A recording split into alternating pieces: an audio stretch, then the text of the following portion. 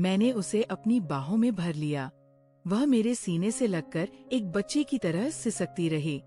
मैं बस चुपचाप उसके बालों को सहलाता रहा, उसे ये एहसास दिलाता रहा कि वह सुरक्षित है, कि कोई है जो उसे सुन रहा है। रो लो बेटा, आज अपना सारा दर्द बाहर निकाल दो। उसकी गर्म सांसें मेरे सीने से टकरा रही थी। उसका पूरा शरीर कांप रहा था, जैसे बरसों का दबा हुआ तूफान आज बाहर आ रहा हो। ना जाने कितनी देर हम यूं ही एक दूसरे को थामे बैठे रहे। कमरे में ऐसी की हल्की गूंज और गूंजन की सिसकियों के अलावा कोई आवाज नहीं थी। उस रात हमने एक दूसरे के दर्द को साझा किया। यह कहानी डॉग गुंजन की है, जिसे मैं अपने शब्दों से सजाकर प्रस्तुत कर रहा हूँ। मित्रों, कहानी का आनंद लें और अपने विचार सदा की तरह नीचे कमेंट बॉक्स या ईमेल भेजें। इस कहानी का मूल सार यही है कि एक स्त्री उसी के आकर्षण में बंधी रहती है जो उसे भावनात्मक सल और संपूर्णता का एहसास दे सके। जिसके पास वो सच्ची ऊर्जा हो, वही जीवन साथी का हकदार है, और पत्नी भी उसी के साथ रहना अपना सौभाग्य मानती है। अन्यथा जो आदिकाल से चला आ रहा है, वही बार बार घटित होता रहता है। अकेलापन और एक अंतहीन तलाश। उमरकुट के दिनों में प्रेम की प्रशंसा में एक कविता बहुत लोकप्रिय थी, जो याद आ रही है। मन कर रहा है कि उसे यहाँ दोहरा दूं।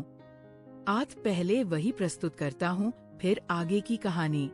यह कविता आज भी कई लोगों को याद होगी।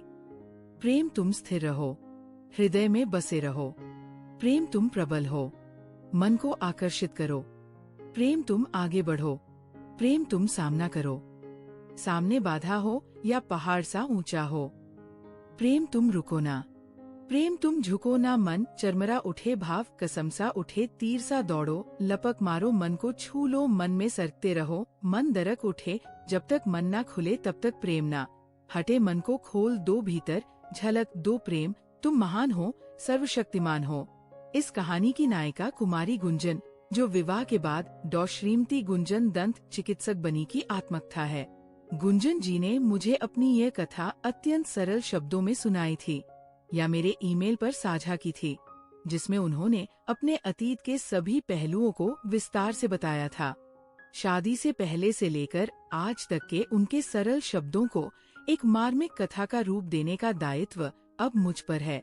मेरा प्रयास रहेगा कि मैं अपने पाठकों की रुचि के अनुसार इसे लिख सकूं, ताकि सबको भावनात्मक आनंद मिले, साथ ही मेरी नायिका गुंजन जी को भी संतुष्टि प्राप्त हो। एक बात और, गुंजन जी के कुछ प्रामाणिक चित्र मैंने देखे हैं। ये अत्यंत सुंदर, पुनः कहता हूँ अत्यंत सुंदर 28 वर्षीय महिला है। गोरा उजला रंग जैसे दूध में केसर घोल दिया हो, लंबा कद, घने लंबे काले रेशमी बाल और उनकी आँखें जो उनके दुख को छिपाने का असफल प्रयास करती है। सुराहीदार गर्दन और भारतीय परिधान साड़ी, ब्लाउज और स्वर्ण आभूषणों से आच्छादित उनका शालीन सौंदर्य बहुत कम देखने को मिलता है। इतनी अथाह रूप राशि, किसी ठहरी हुई झील सी इनकी उदास जवानी, जो सच्चे प्रेम और सहारे को सदैव व्याकुल रहती है, ये किसी से कुछ कह तो नहीं सकती। पर इनका अंग अंग पुकारता है कि आओ कोई साथी है, कोई जो मेरे आंसुओं को पोंछ सके, मुझे अपने आलिंगन में लेकर मेरा दुख बांट सके है। कोई ऐसा हमदर्द, पर कहीं से कोई सहारा नजर नहीं आता, बस गहरा सन्नाटा और शून्य में देखती इनकी आँखें। पहले डॉग गुंजन का परिचय इन्हीं के शब्दों में, फिर आगे की कहानी का आनंद लीजिए। मित्रों, मैं गुंजन, मेरी उम्र 28 वर्ष होने को है। शुरू से बताती हूँ। मेरा जन्म आगरा के पास एक बड़े शहर में हुआ। पढ़ाई लिखाई में मैं हमेशा प्रथम श्रेणी में प्रथम आती रही। प्रेम की अनुभूति मुझे कम उम्र से ही होने लगी थी। बचपन बीता तो किशोरावस्था आ गई। मेरे भीतर कई बदलाव आ रहे थे। हाई स्कूल के दौरान ही मेरे मन में एक अजीब सी बेचैनी रहने लगी। हायर सेकेंडरी के अंतिम परीक्षाओं के समय मुझे अपने भीतर एक खालीपन महसूस होने लगा। धीरे धीरे मुझे इस अकेलेपन से डर लगने लगा। मुझे एक साथी की, एक हमदर्द की जरूरत महसूस होने लगी। मैं अक्सर रात में तकिए में मुंह छिपाकर रोती थी। मुझे समझ नहीं आता था कि मेरे भीतर ये कैसी तड़प है। जी करता था कि कोई हो जिससे मैं अपने मन की हर बात कह सकूं, कोई जो मुझे समझे। मुझे लगता था कि शायद शादी के बाद मेरी ये बेचैनी या अकेलापन खत्म हो जाएगा। हाई स्कूल के बाद इंटर, फिर ग्रेजुएशन, उसके बाद प्रतिष्ठित राजधानी मेडिकल कॉलेज से BBD की उपाधि प्राप्त की। पर भाग्य ने ऐसा चक्र घुमाया कि डॉक्टरी ना कर सकी और साधारण गृहिणी बन गई। घर का सारा काम, बच्चों का ध्यान, सुबह स्कूल के लिए तैयार करना, पति को नाश्ता लंच देकर विदा करना, यही जीवन रह गया। अब मेरी शारीरिक संरचना, ऊंचाई 5.4 फुट और रंग गोरा गुलाबी, पर मेरे मन का हाल क्या बताऊं। बस इतना समझ लीजिए कि मैं एक जीता जागता शरीर थी जिसकी आत्मा कहीं खो गई थी। प्रिय पाठकों, कहानी विस्तार से बताने से पहले थोड़ा और शेयर करना चाहूंगी। मुझे रोमांटिक कहानियां पढ़ने का शौक लंबे समय से है। इन्हें पढ़कर खूब आनंद लिया। इनसे इच्छा हुई कि अपनी आप बीती भी कहानी रूप में साझा करूं। लिखने का प्रयास किया पर कुछ ना बना। देर तक सोचती पर लिखा ना जाता। फिर समझ आया कि हर किसी का हर काम नहीं होता। सोचा क्यों ना किसी लेखक से लिखवाऊं, पर हिचक थी कि कोई समय क्यों खराब करेगा। फिर तय किया किसी से कहकर देखती हूँ। इसके बाद विभिन्न लेखकों की कहानियां पढ़ी और मन रजत जी की कहानियों पर अटक गया। रजत जी की कहानियां मेरा हंसता खेलता सुखी परिवार कोई मिल गया आदि लाजवाब लगी। पढ़ते हुए खुद को सुमन की जगह रखकर सोचती कि काश रजत जी जैसा कोई समझदार और संवेदनशील इंसान मेरी जिंदगी में होता जो मेरे दुख को समझ पाता। ऐसे सोचते ही मेरी आंखें भर आती। तब लगा कि सिर्फ रजत जी ही मेरी आप बीती को अच्छे से आत्मसात कर न्यायपूर्ण ढंग से अपनी सरस शैली में लिख सकते हैं। यही सोचकर रजत जी को ईमेल भेजा और मेलजोल बढ़ाने लगी। अपनी कुछ तस्वीरें भेजी, मन की बातें करने लगी। फिर हम हैंग आउट्स पर मिलने लगे। लगभग रोज चैट्स पर मेरे दुखी मन की बातें होने लगी। इनसे चैट्स करते हुए मुझे बहुत सुकून महसूस होता। ऐसा लगता जैसे कोई है जो मेरा दर्द समझ रहा है। यही करते हुए रजत जी से कहानी लिखने का अनुरोध करने लगी। तो मित्रों जैसा ऊपर पड़ा कि मेरी और गुंजन जी की बातें ईमेल पर फिर हैंग आउट्स पर होने लगी। मैं तो रोमांटिक कहानियों का लेखक हूँ और ये मोहतरमा मेरी प्रशंसक है। इन्होंने अपनी आप बीती अल्प शब्दों में बता दी थी। सो चैट्स का विषय उनकी जिंदगी के दुख दर्द पर आना स्वाभाविक था। जल्दी ही हम गहरी भावनात्मक बातें करने लगे। कई दिनों तक चैट्स चली और यह अपनी विगत त्रासदियों की कहानी छपवाने की बात कहने लगी। फिर एक दिन गुंजन जी से चित्र भेजने को कहा कि देखूं ये दिखती कैसी है। इन्होंने कई चित्र भेजे। देखकर किंकर्तव्य विमूढ़ रह गया। ये गुंजन वही डो गुंजन निकली जो मेरे बगल वाले फ्लैट नंबर 104 में पति के साथ रहती है। इनके पति मनीष शर्मा के नाम से फ्लैट पर नेम प्लेट लगी है। हे भगवान, ये कैसा संयोग। कुछ समय दिमाग ने काम बंद कर दिया। इतनी सुंदर संस्कारशील महिला जो बगल में रहती है, वो भीतर से इतनी दुखी और टूटी हुई हो सकती है। मैंने उनके भेजे चित्रों को फिर से देखा। एक चित्र में वह अपनी बालकनी में खड़ी थी। वह मेरी ही बिल्डिंग की बालकनी थी। मुझे अब कोई शक नहीं रहा। कहानी आगे कहने से पहले अपने बारे में संक्षेप में, मैं यहाँ बैंक में ब्रांच मैनेजर हूँ। उम्र 51 वर्ष। फ्लैट में अकेला रहता हूँ। एक लड़का रोज सुबह 1 घंटे सफाई करता है। पत्नी दूसरे शहर में पुश्तैनी मकान में रहती है, खेती की देखभाल करती। मैं आता जाता रहता हूँ। पड़ोसी मनीष और पत्नी गुंजन 7-8 महीने पहले बगल फ्लैट में आए। इनके बारे में ज्यादा पता नहीं। मैं रिजर्व हूँ। सुबह 9 बजे ऑफिस, रात 8 बाद लौटता। बिल्डिंग में ज्यादा मिलजोल नहीं। मनीष से शिष्टाचार वश बात हुई। बताया मल्टीनेशनल कंपनी में इंजीनियर, 2 बेटे, बड़ा 6 साल का बोर्डिंग में, छोटा 3 साल का। गुंजन से कभी ज्यादा बात नहीं। आते जाते नमस्ते अंकल कह देती।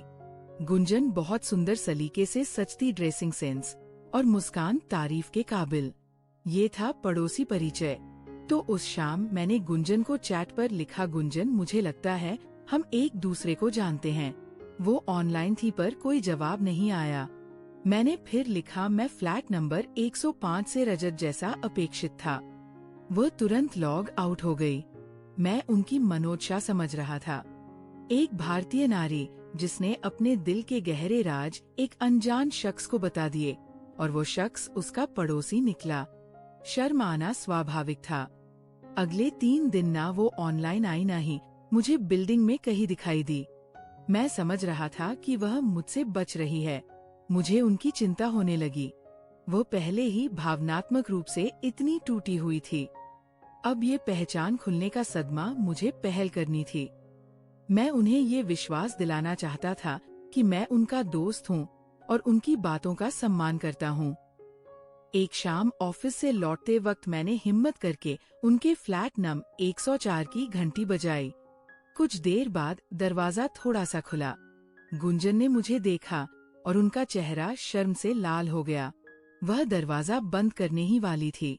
प्लीज गुंजन जी, मैंने जल्दी से कहा, बस 5 मिनट। मैं आपका दोस्त रजत हूँ। मैं आपको डराना नहीं चाहता था।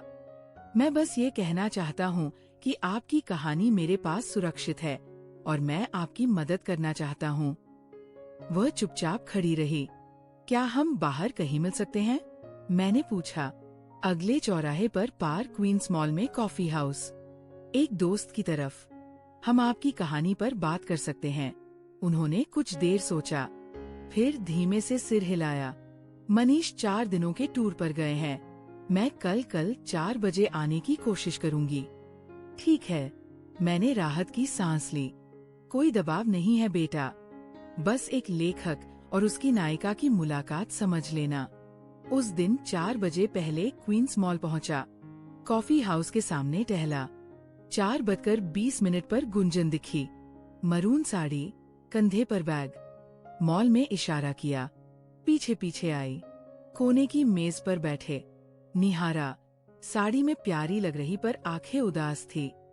वेटर आया, जो चाहो मंगवा लो पर छोड़ दिया। वेज कटलेट्स और कॉफी ऑर्डर की। गुंजन, तुम मेरी और मीरा की कहानी पढ़ चुकी, सब जानती हो। मैं भी तुम्हारी स्टोरी से सब समझ चुका। तो फिर ये शर्म की दीवार कैसी? हम दोनों एक ही मंजिल के मुसाफिर हैं। देखो बेटा, मैं साफ बात करता हूँ। मुझे एक साथी की जरूरत है जिससे मैं अपना अकेलापन बांट सकूं, और तुम्हें एक ऐसे कंधे की तलाश है जिस पर तुम सिर रखकर रो सको। हम एक दूसरे का सहारा बने तो इसमें बुराई क्या है? इंसान इंसान का काम आता है ना? मैंने उसका हाथ पकड़कर समझाया। उसने अपना हाथ नहीं खींचा, बस कांपती नजरों से मुझे देखा। और तुम्हारी कहानी मैं उसे जरूर लिखूंगा। मैं जल्द ही ड्राफ्ट लिखकर दिखाऊंगा। तुम कंफर्म कर देना, फिर भेज दूंगा। तुम्हारी पहचान पूरी तरह गुप्त रहेगी, ये मेरा वादा है। मैंने उसे आश्वस्त किया। नजरें नीची। वह चुपचाप सुनती रही। गुंजन, बोलो ना, तुम्हारी खामोशी मुझे परेशान कर रही है। अंकल जी, दिमाग काम ना कर रहा। सोचने का समय दो असमंजस में। ठीक सोच लो। वह पति तुम्हारा दर्द नहीं समझता। तुम व्याकुल रहती हो। अगर मेरे साथ अपना दर्द बांटकर हल्का होना चाहती हो, एक दोस्त की तरह, तो आज रात हैंग आउट्स पर सिर्फ हाय लिखना। मैं समझ जाऊंगा कि तुम मुझ पर भरोसा करने को तैयार हो, और हम कल से तुम्हारी कहानी पर काम करना शुरू कर देंगे। मेरे फ्लैट पर एक लेखक और उसकी प्रेरणा के तौर पर। जवाब ना दिया तो मैं तुम्हें कभी परेशान नहीं करूंगा। ठीक, सोच कर बताऊंगी 11 तक। कमजोर आवाज में। वेटर सर्व कर गया। कटलेट खाए, कॉफी पी, बिल चुकाया, निकले। मैं बैंक लौटा, जरूरी काम निपटाया। गुंजन घर 5:15 फ्लैट पहुंचा। उनका फ्लैट बंद, लाइट ना। नहाया, डिनर किया। क्या गुंजन तैयार होंगी? सवाल किया खुद से। इस घुटन से निकलने के लिए उनके पास और विकल्प क्या? सारी दास्तान बता चुकी। मेरी कहानी पता इनकार की वजह ना। सिर्फ नारी सुलभ हया घड़ी देखता रहा। नींद ना। अंधेरे में फोन पर नजर, नोटिफिकेशन का इंतजार। 11 से 7 मिनट पहले फोन बजा। हाय अंकल जी, गुंजन का मैसेज ऑफलाइन हो गई। मैं समझ गया, उन्होंने मुझ पर भरोसा करने का फैसला कर लिया था। तो प्रिय पाठों, मेरी और गुंजन की कथा आगे बताने से पहले गुंजन के विगत जीवन की कहानी बताता हूँ, जो खुद गुंजन ने सुनाई। उसे पढ़ने से डॉग गुंजन के बारे में और जानकारी मिलेगी, फिर आगे का आनंद बढ़ेगा। मैं डॉग गुंजन कहानी आगे। ग्रेजुएशन के दौरान वर्तमान पति मनीष शर्मा से मुलाकात हुई। पता ना क्यों प्यार हो गया। घर वालों से छिपाकर 2009 में आर्य समाज से प्रेम विवाह कर लिया। उसी रात सुहागरात पर ही पति का अजीब व्यवहार सामने आया। वह मुझ पर शक करने लगे। तुम्हें दर्द क्यों नहीं हुआ? जबकि शादी से पहले मैंने किसी को छुआ तक ना था। शादी के बाद मारना पीटना, शक करना और गालियां देना आम हो गया। किसी तरह सहन करती पत्नी धर्म निभाती रही। नवंबर 2009 में मेडिकल कॉलेज में एडमिशन लिया। हॉस्टल शिफ्ट होकर बीडीएस शुरू की। वह मेरे हॉस्टल के दोस्तों पर भी शक करते, ताने देते। एक बार सड़क पर मुझ पर हाथ उठाया।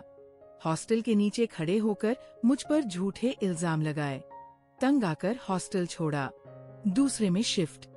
कॉलेज में मुझसे 3 साल सीनियर विक्रम नामक लड़का मुझे बहुत ध्यान से देखता, बात करने की कोशिश करता। लंच में कैंटीन आता, मैं इग्नोर करती।